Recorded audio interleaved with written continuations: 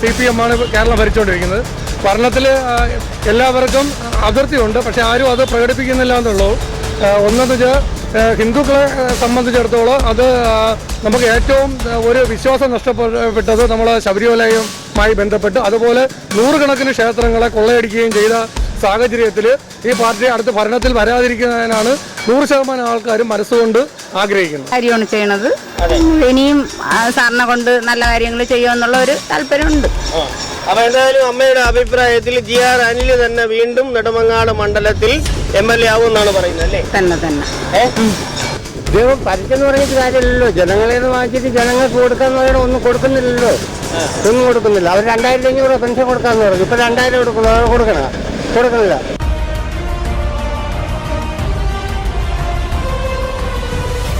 നമസ്കാരം. BMTV ന്യൂസിന്റെ ജനങ്ങളിലൂടെ എന്ന പ്രോഗ്രാമിലേക്ക് മാന്യ പ്രേക്ഷകർക്ക് സ്നേഹ സ്വാഗതം.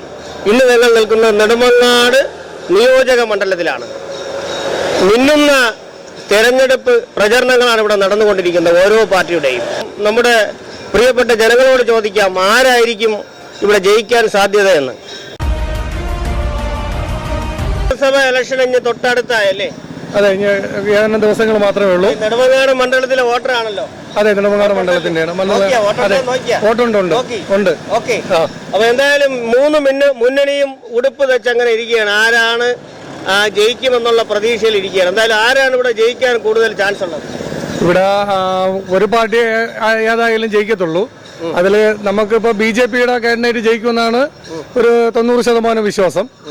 യുവരാജ് ഗോകുൽ നമ്മുടെ മണ്ഡലവുമായി ബന്ധപ്പെട്ട് നല്ല വർക്കുകൾ 2-3 വർഷക്കാലം കൊണ്ട് പൂർണ്ണമായി എല്ലാ പരിപാടികളിലും പങ്കെടുക്കുകയും എല്ലാ കാര്യങ്ങളിലും മുൻകൈ എടുത്ത് നിൽക്കുകയും ചെയ്യുന്നു.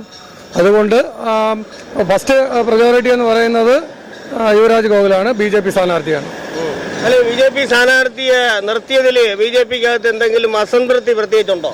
ഇല്ല, അത് പാർട്ടി ജില്ലാ ഘടകമാണ് തീരുമാനിക്കുന്നത്. സ്ഥാനാർത്ഥികളെ നിൽക്കാൻ ജില്ലാ ഘടകവും കേന്ദ്ര ഘടകവുമാണ്.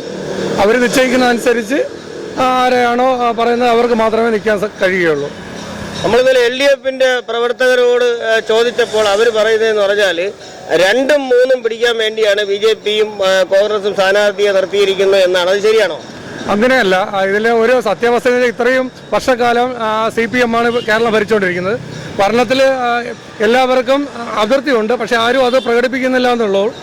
ഒന്നെന്ന് വെച്ചാൽ ഹിന്ദുക്കളെ സംബന്ധിച്ചിടത്തോളം അത് നമുക്ക് ഏറ്റവും ഒരു വിശ്വാസം നഷ്ടപ്പെട്ടത് നമ്മൾ ശബരിമലയുമായി ബന്ധപ്പെട്ട്, അതുപോലെ നൂറുകണക്കിന് ക്ഷേത്രങ്ങളെ കൊള്ളയടിക്കുകയും ചെയ്ത സാഹചര്യത്തിൽ ഈ പാർട്ടി അടുത്ത ഭരണത്തിൽ വരാതിരിക്കുന്നതിനാണ് 100% ആൾക്കാരും മനസ്സുകൊണ്ട് ആഗ്രഹിക്കുന്നത്. അതോടൊപ്പം തന്നെ ഈ പിണറായി സർക്കാരിന്റെ കാലത്തുള്ള ഒരു വികസന പ്രവർത്തനങ്ങൾ എങ്ങനെ നല്ല രീതിയിൽ നടന്നോ, എന്താണ് അതിനെക്കുറിച്ച് പറയാൻ?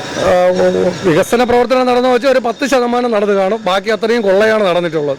കാര്യം നമുക്കത് പച്ചയായി പറയുകയാണെങ്കിൽ നമ്മൾ ക്ഷേത്രങ്ങൾ, ശബരിമല ആയിക്കോട്ടെ അല്ലെങ്കിൽ ഗുരുവായൂരായിക്കോട്ടെ, നിരവധി ക്ഷേത്രങ്ങളുമായി ബന്ധപ്പെട്ട് കോടിക്കണക്കിന് രൂപയാണ് ഇവരെ ഭരണകാലത്ത് ദേവസ്വം ബോർഡും പാർട്ടിയും തമ്മിൽ കൊള്ളയടിച്ചുകൊണ്ട് പോയത്. അത് അനുവദിക്കാതിരിക്കുക. അതിപ്പം ഹിന്ദു ആണെങ്കിലും ക്രിസ്ത്യൻസ് ആണെങ്കിലും മുസ്ലിം ആണെങ്കിലും നമ്മുടെ കേരളം ആര് ഭരിച്ചാലും നന്നായി ഭരിക്കുക എന്നുള്ളതേ ഉള്ളൂ. ദേവാലയത്തിലോ അല്ലെങ്കിൽ ഒരു ക്രിസ്ത്യൻ ദേവാലയത്തിലോ പോയി 1 രൂപ നമ്മുടെ ഈ ദേവസ്വം ബോർഡിനോ അല്ലെങ്കിൽ നമ്മുടെ കേരളത്തിൻ്റെ ഇപ്പം മുഖ്യമന്ത്രി സ്ഥാനത്തിരിക്കുന്ന ആളിനോ ചെന്ന് അവിടെ നിന്ന് 1 രൂപ പോലും എടുക്കാൻ പറ്റില്ല. ഹിന്ദുക്കളെ ദേവാലയമാകുമ്പോൾ എല്ലാവർക്കും അത് തുല്യ അവകാശം പറഞ്ഞ് നിൽക്കുന്ന സാഹചര്യത്തിൽ ഈ ഭരണത്തിനോട് നമുക്ക് ഒട്ടും താല്പര്യമില്ല. മേഖലയിൽ പ്രവർത്തിക്കുന്ന ഒരാളാണ്. അപ്പോൾ ആ ഒരു മേഖലയിലെ ടാക്സും അതിനെക്കുറിച്ചുള്ള കാര്യങ്ങൾ, ടാക്സിനെ സംബന്ധിച്ച് മോട്ടോർ മേഖല എന്ന് ഏറ്റവും കൂടുതൽ അധപ്പതിച്ചിരിക്കുകയാണ്. കാര്യം ഒരു ആംബുലൻസിനെ സംബന്ധിച്ച് ഒരു 3 മാസം കൂടുന്തോറും ടാക്സ് അടയ്ക്കണം. ഈ ടാക്സ് അടയ്ക്കുന്നതോടുകൂടി ക്ഷേമനിധി അടയ്ക്കണം. ക്ഷേമനിധി ഒന്നിൽ കൂടുതൽ വണ്ടി ഉള്ളവർക്ക് ഈ ക്ഷേമനിധി അടയ്ക്കാൻ ബുദ്ധിമുട്ടാണ്. കാര്യം ഒരു ക്ഷേമനിധി മാത്രമേ ഒരാളിന് കൊടുക്കുകയുള്ളൂ. ബാക്കി അത്രയും അസാധുവായി. അതുതന്നെയാണ് ഒരു മാസം കോടിക്കണക്കിന് രൂപയാണ് ഖജനാവിലേക്ക് പോകുന്നത്. അത് ഇത് വരുന്ന ഒരു ഡ്രൈവർക്കോ അതല്ലെങ്കിൽ അതിൻ്റെ ഓണർക്കോ അതിൽ 1 രൂപ പോലും കിട്ടുന്നില്ല. അതിന് ഇരട്ടി ടാക്സും കൂടി വരുന്നു, ക്ഷേമനിധി കൂടി വരുന്നു, ഇൻഷുറൻസ് കൂടി വരുന്നു. ഇത് റോഡിന്റെ അവസ്ഥയിൽ രീതിയിൽ പുളിയൊക്കെ കുത്തിയെടുക്കുന്ന ഒരു അമ്മയാണ് ഞങ്ങൾ ഇന്നിപ്പം ഈ ഒരു ഇലക്ഷൻ പ്രമാണിച്ച് കാണാൻ പോകുന്നത്. അമ്മ, ഇവിടെ 3 സ്ഥാനാർത്ഥികളും ഓൾറെഡി ഇങ്ങനെ ഉടുപ്പും തച്ചിരിക്കുകയാണ്. ആരാണ് ജയിക്കുക എന്നുള്ളത് അമ്മയുടെ അഭിപ്രായത്തിൽ എന്താണ്? ഇപ്പൊ ഭരിക്കുന്ന പാർട്ടിയോ അല്ലെങ്കിൽ മറ്റു പാർട്ടി ആരാണ് ജയിക്കാൻ ചാൻസ്? ഇവിടെ ആദ്യത്തെ ഇത് നോക്കുകയാണെങ്കിൽ ഇപ്പൊ മാറ്റങ്ങളൊക്കെ ഉണ്ടാവുമെന്ന് വിചാരിക്കുന്നുണ്ട്. ഇടതുപക്ഷ പാർട്ടിയുടെ ആളായിരുന്നല്ലോ നമ്മുടെ GR അനിൽ. അദ്ദേഹം വീണ്ടും ഇവിടെ മത്സരിക്കുകയാണല്ലോ. അപ്പൊ അദ്ദേഹം തന്നെ ജയിക്കാൻ ചാൻസ് ഉണ്ടോ? ജയിക്കും. അത് യാതൊരു സംശയം വേണ്ട. അത് അങ്ങനെ അത്രയ്ക്ക് തറപ്പിച്ച് പറയാൻ കാരണം ആ മനുഷ്യൻ നല്ലൊരു മനുഷ്യൻ. ഞാൻ മുനിസിപ്പാലിറ്റി ഏരിയയാണ്. എനിക്ക് ഇവിടെ ബുദ്ധിമാന്ദ്യത ഉള്ള കൊച്ചുങ്ങൾക്ക് കിട്ടിയ കടയാണ്. അപ്പൊ ഞാൻ അൻസാറിനെ സംബന്ധിച്ചിടത്തോളം ഞാൻ സപ്ലൈയിലൊക്കെ വന്ന് കണ്ടിട്ടുണ്ട്. സാറിന്റെ റൂമിൽ ഞാൻ പോയപ്പോൾ എനിക്ക് കാണാൻ പറ്റിയില്ല. എനിക്കൊരു ലൈറ്റ് ഇവിടെ നമ്പർ ഇടാത്തതുകൊണ്ട് എനിക്ക് ചൂടത്തിരിക്കാൻ പോലും പറ്റില്ല. പിള്ളേർക്ക് അച്ഛനും അമ്മയൊന്നും ഇല്ല. അപ്പോൾ അതിനൊരു ഇതിന് വേണ്ടി ഞാൻ അപേക്ഷ എഴുതാൻ പോയി. സാർ എല്ലാ കാര്യത്തിനും നല്ലൊരു വ്യക്തിയാണ്. പിന്നെ നമുക്ക് വേറെ ഒന്നും പറയാനില്ല. പാർട്ടിക്കാർ പറയുന്നതെന്ന് പറഞ്ഞാൽ ഒരു മന്ത്രി എന്നുള്ള പദവിക്ക് അപ്പുറം സാധാരണ ഒരു മെമ്പർ ചെയ്യുന്ന രീതിയിലാണ് നമ്മൾ അദ്ദേഹത്തെ സമീപിച്ചാലെന്ന് പറയുന്നത്. അതുള്ളത് നല്ലതാണ്. അതുള്ളതാണ്. നല്ല കാര്യമാണ് ചെയ്യണത്.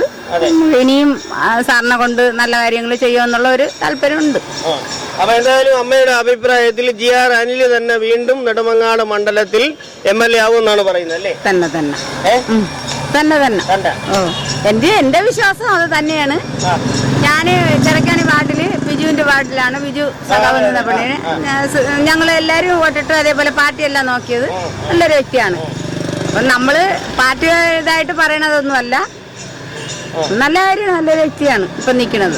പിന്നെ നമുക്ക് മാറ്റം ഉണ്ടാവാൻ ഇനി എന്താണ് ജനങ്ങളെ കയ്യിലിരിക്കണം എന്നുള്ള കാര്യം നമുക്കറിഞ്ഞിട്ടുണ്ടാവും. എന്നാലും കഴിഞ്ഞ തവണത്തെക്കാളും 5 വർഷത്തെക്കാളും ഈ ഒരു ഇദ്ദേഹം ഒരു 5 വർഷം ഭരിച്ചപ്പോൾ ഒരുപാട് മാറ്റം ഉണ്ടായി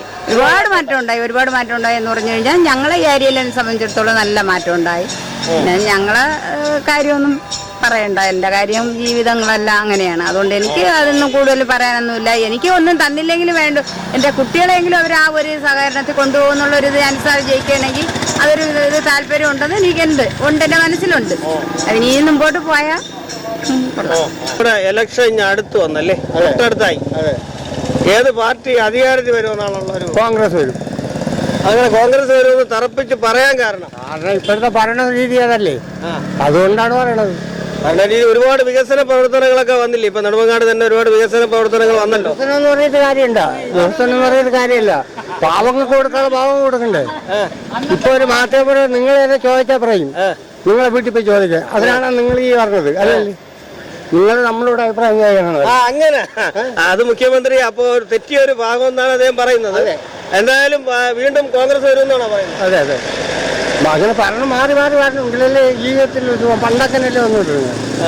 പണ്ടങ്ങനെയാണ്. ഒരു കാലത്ത് ഒരു പാർട്ടി ഭരിക്കും, ഒരു കാലത്ത് മറ്റേ പാർട്ടി ഭരിക്കും. അങ്ങനെയാണ് കാരണം വന്നുകൊണ്ടിരിക്കുന്നത്. എന്തായാലും നമ്മുടെ ഉമ്മൻചാണ്ടി ഭരിക്കുന്ന അതിനേക്കാളും നല്ലതാണോ പിണറായിയുടെ ഭരണം? അല്ല. ഉമ്മൻചാണ്ടിയുടെ കാലത്തുള്ള ഭരണം അത് വേറെ, ഇത് വേറെ. അതങ്ങനെ പറയാൻ കാരണം എന്താണ്? ഇപ്പൊ ഇദ്ദേഹം ഭരിക്കല്ലേ? ഇദ്ദേഹം ഭരിച്ചെന്ന് പറഞ്ഞിട്ട് കാര്യമില്ലല്ലോ. ജനങ്ങളെ വാങ്ങിച്ചിട്ട് ജനങ്ങൾക്ക് കൊടുക്കാന്ന് പറയണ ഒന്നും കൊടുക്കുന്നില്ലല്ലോ. ഒന്നും കൊടുക്കുന്നില്ല. അവർ 2500 പെൻഷൻ കൊടുക്കാന്ന് പറഞ്ഞു. ഇപ്പൊ 2000 കൊടുക്കണില്ല. പിന്നെ എനിക്ക് 68 വയസ്സായി, എനിക്ക് പെൻഷൻ ഇല്ല. 68 വയസ്സായി, എനിക്ക് പെൻഷൻ ഇല്ല.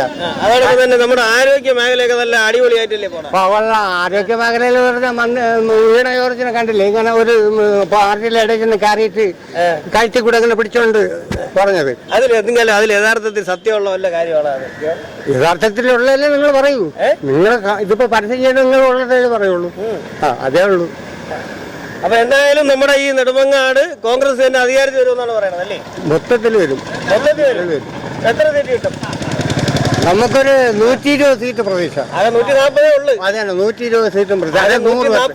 അല്ലെ 100 വെട്ട് സാറേ. എന്നാലും അവർ ജയിക്കണം. ജയിച്ച് അധികാരത്തിൽ വരണം.